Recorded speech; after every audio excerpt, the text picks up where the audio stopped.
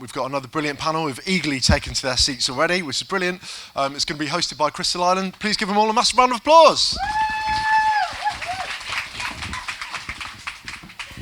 Good afternoon, everyone. I feel I've got the awesome slot, the pre-lunch slot. Thank you for sticking around. I'm sure there's some rumbling tummies in the audience. So women in industry, broaden it out from the specific two talks that we've just heard before. We're going to talk more about women and how the industry affects us. But I'd actually just like to say I'd like to go a bit off brief, sorry, you've met me right, and talk about diversity as a whole and inclusion as a whole, because I think this is a much broader topic for the industry than just women. So I'd love to introduce you to our panel. We have Ariane Donoghue, who's joined us from Epiphany. We have Beth Everett from Deep Crawl, and we have Martin McGarry, who's a freelance, just if anyone needs to tap him up later. And for those of you who don't know me, I'm Crystal Island. So I'm going to learn how to hold my mic and an iPad properly. So, the search industry is a space for sharing thought leadership and celebrating our thought leaders. And I've worked in digital/search for nearly 15 years now. And certainly I've seen over the time that grow. I've seen the big conferences pop up. I've spoke at many of them myself. And one of the key things we always have when we run conferences is getting enough women to actually put themselves forward and speak. So thank you, Kirsty, for hosting that brilliant session on confidence, because actually that's one of the key things that you need to make that jump first in order to do. But if we broaden that out, we have a number of topics that sort of sit below the surface there. It's not just about having women be visible and be seen. We have to kind of think about what do we do in terms of women and their position within the industry. So we've got some cool topics to think about. I'll throw some questions out into the audience if anyone's got them. But really what we're looking at is getting beneath the skin of that and understanding it's not just about women not putting themselves forwards, but also at what level do we hold women to account within the industry, and is that different to the way that men are perceived? So my first question for the panel, and just to say, Martin's really nervous because he's the guy. He's terrified. And I've promised him I'm going to be a pussycat today. So we just need to just hats off to Martin for being like a guy who put himself forward. So well done, mate. 'Cause, that took balls, I'm not going to lie. So the first question is it possible for women to have separation between their personal opinions and professional lives in the industry? And really that's, for example, can women get involved in that conversation around Me Too at any level? It doesn't matter whether you're a CEO right down to somebody who's starting out in the career. And would you feel that would have an effect on them personally and professionally within the industry? So I'm going to start with Ariane. Yeah, I'll kick off with that one. And how many of you here are on Twitter? Show of hands? Most of you, okay. So unless you've been under a rock, you've probably seen a lot of the debate and everything that's happened on Twitter recently with regards to sexism and the state of the industry. And it's been really interesting watching the women who've chosen to speak up or not speak up. And many of them have said, I would love to say something, but I know I won't get invited to conferences, or I won't get opportunities, or I won't be able to do X, Y, Z if I voice my opinion and I'm seen to go against, this group of people. And I think it's really, really difficult because as women, we're so reliant on the networks that we build and the connections that we make in this industry. I know personally for me, all the good opportunities I've had in my career have come off the back of getting to know people and coming to events and networking, even though networking is like hell on earth for me as an introverted autistic. I hate it, but it pays off in the end. And so I think it can be really hard for people to say, actually, this is who I am, this is what's important to me, and this is what I take a stand on, but have that not necessarily limit you in some way. I've been guilty of this. There's things that I would have loved to have, talked out on or had an opinion on, but then it's that thing of, well, what will people think of me? How will people judge me? Is this going to impact my career? And I'm perhaps fortunate that I may be developed enough in my career now to be able to have that opinion and still have those opportunities. But particularly if you're newer in your career, I think it can be really difficult to define who you are and what you stand for, and then know that there aren't going to be any doors closed to you off the back of that. And I think it's perhaps incumbent on us to do whatever we can to make sure that those doors always stay open, regardless of opinions. But then I know so much of the industry comes down to, oh, well, I don't want so-and-so speaking at my event because X, something that won't necessarily be to do with their skills and expertise. And it ties in with a lot of the Me Too movement, and at what point do you separate, for example, the art from their artist? And I think that's something that as an industry we haven't quite gotten to the bottom of yet, exactly how we make that separation. And I do feel that for women, we are held to a different standard, and I'm sure we'll come on to that in a bit, and it's something that we need to try and do, but it's also incumbent upon those of us who can and have the power and influence, be we male or female, to make sure that there are safe spaces to talk about things. I think Am I on? I think professionally as well. As I said, I've been doing this for a long time, and I've worked in both agency and client side and quite significant corporate level as well. There is a sense that the internet has a really long memory. So some of the things I might have done at award ceremonies when I was 22, and I would urge some of you young guys to do those things because it's bloody good fun and it's part of all the reason we do it. Would I do it now? There's a really famous photograph of me, this is not all about me by the way, but of me at one of the very first Daddy Awards, and I love the photographer who took this, he's a friend of mine, and it's about 10 years ago now, and it's just me and the camera going like that. And it gets pulled out by the drum quite a lot because it's just funny. But would I do it now, given my professional level and my leadership role within the business? Probably not. So it's just to remember that, I think, that, you know, how you behave and how you act can come back. I mean, it's not that bad. I've not done anything that bad. It's no goss. Over to you. Yeah, I think it's really important for people to get involved in like social justice issues and speak about their opinion. Like everyone should have an opinion and be able to speak about it. And social media is huge now. So to be able to like put your opinion out there, it's scary, and I think as a millennial, like it's important for me to put my case forward, but I think there's a fine line between abusing that and abusing your opinion and taking it too far. I think you kind of have to find that line and say what you want to say, but don't take it too far, and open up that space for people to have that communication and talk and give their opinion, because it's so important. Yeah, the Me Too movement is a great example of like the modern day protest. So you don't have to take to the streets anymore and start barricading yourselves to government buildings, because social media has that voice that allows people to say what they want to say. You generally don't get to say what you want to say at a protest. You stand up with a banner and that can be missed. So being involved in something like Me Too online, you can actually filter through and find the individual opinions, and those can be used as the voice for the campaign as well. I think there's two environments where that can go wrong. One is if your opinion is toxic yourself and you're being aggressive, so maybe you need to look at how you're protesting. And the other one is if your opinion is oppressed, and if your opinion is oppressed by those around you, you've probably got the wrong people around you. So if that's an employer or your peer group, anyone oppressing opinion in this modern day world needs to have a look at themselves. So definitely you should have a voice, and you really shouldn't worry about whether it's picked up, because if you don't continue to have that voice, that the reason you're protesting will just continue, and we won't get anywhere if we don't have a voice. So just leading on from that, and looking at women in specifically, I think there's a sense that the question is, are all women supposed to be torchbearers for all other women? And certainly there are women that get put on pedestals within the industry, and you kind of sometimes think, is everybody just waiting to knock them off? Or they become targets for, oh, look what I found out, or that person did this, that and the other. And I think that's quite damaging and limiting in society. But I think the question is, are women expected to be torchbearers? And if you fail at something as a woman, is it harder? Do we get kicked harder? Is it higher expected because of the expectation? Are people waiting for people to fall? So I'm going to pass that to you.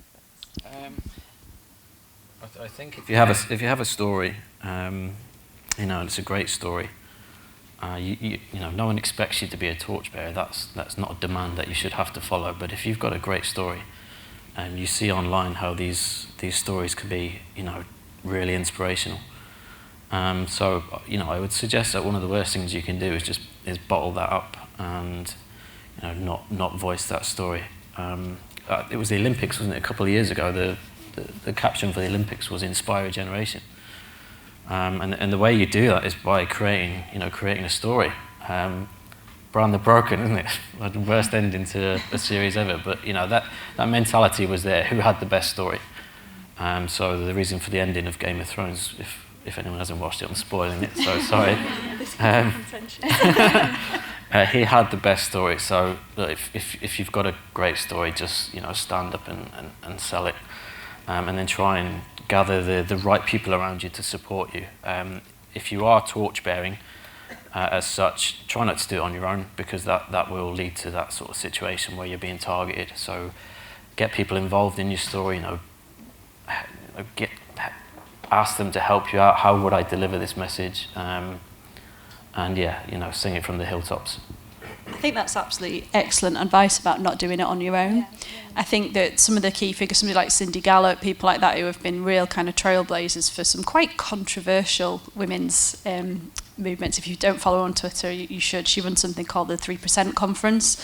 So only 3% of creative directors are women. It's shocking, isn't it? But she's quite a divisive person.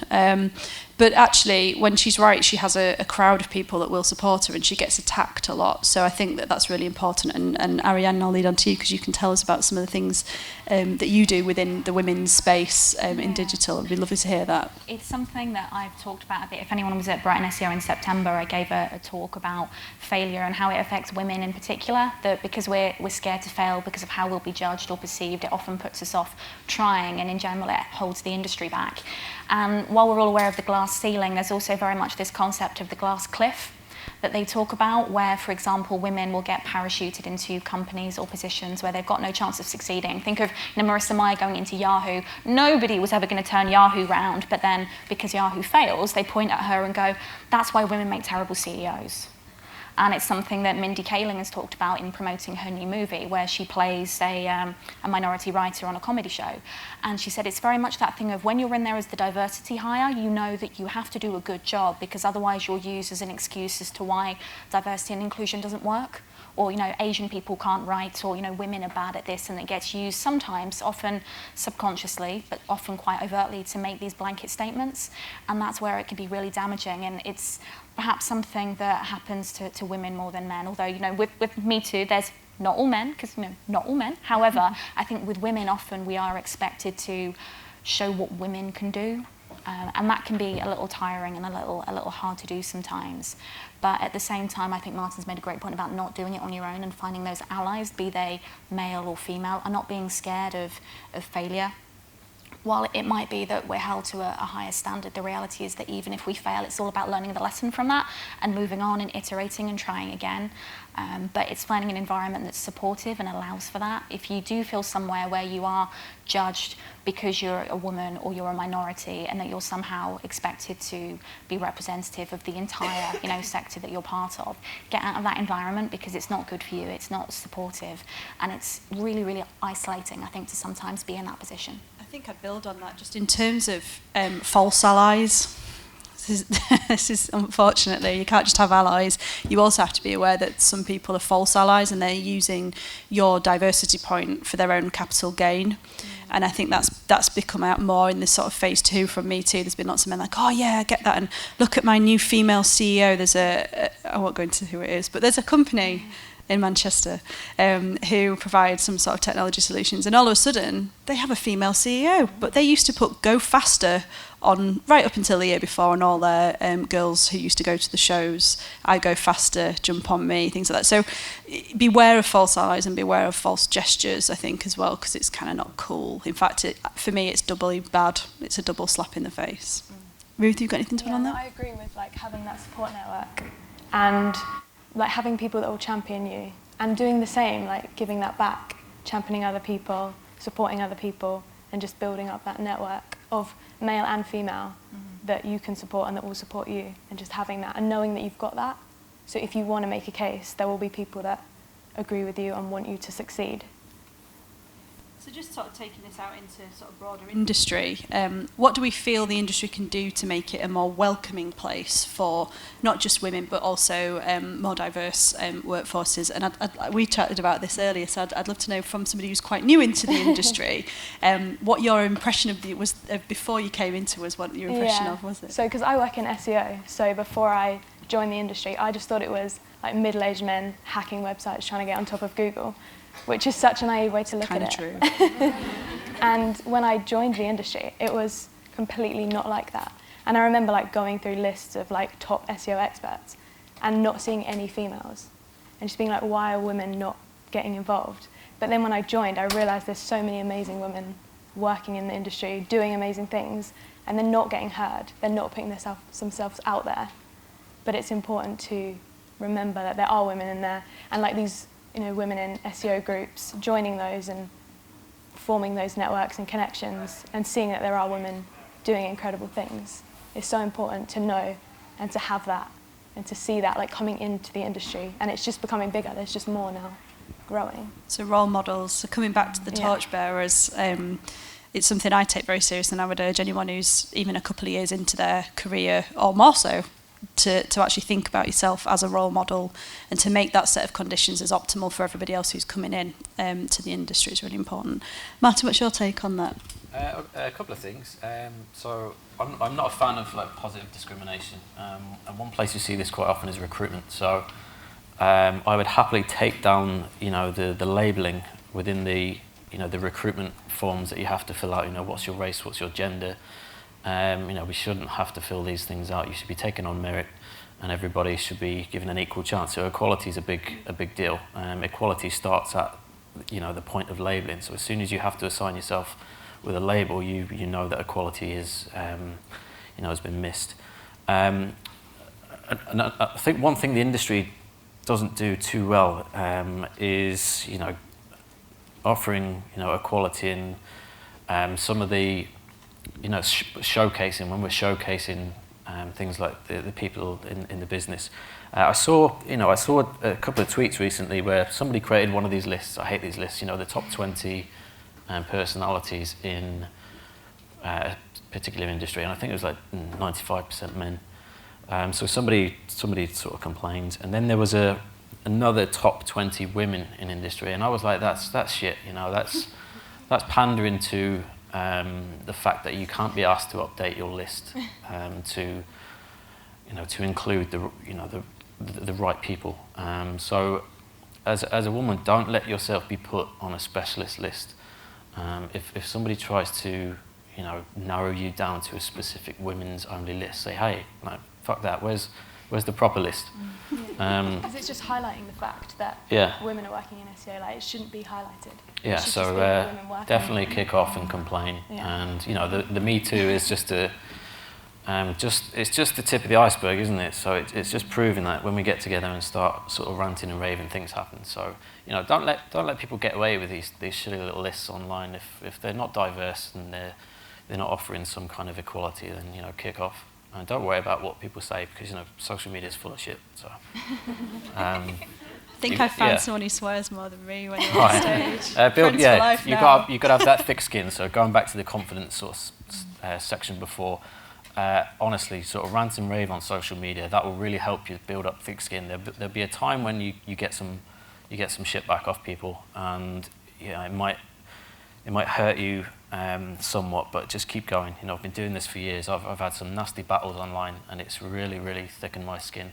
And now I'm not afraid to go and tell somebody if they're being an arsehole. So I was never like that, Lessons by the way. for life. So I'm going to wrap up because I want everyone to have a solid lunch hour, because there's some great bars and restaurants around here, because I'm a Leeds lass and I'm telling you to go out and have a good time for a few hours.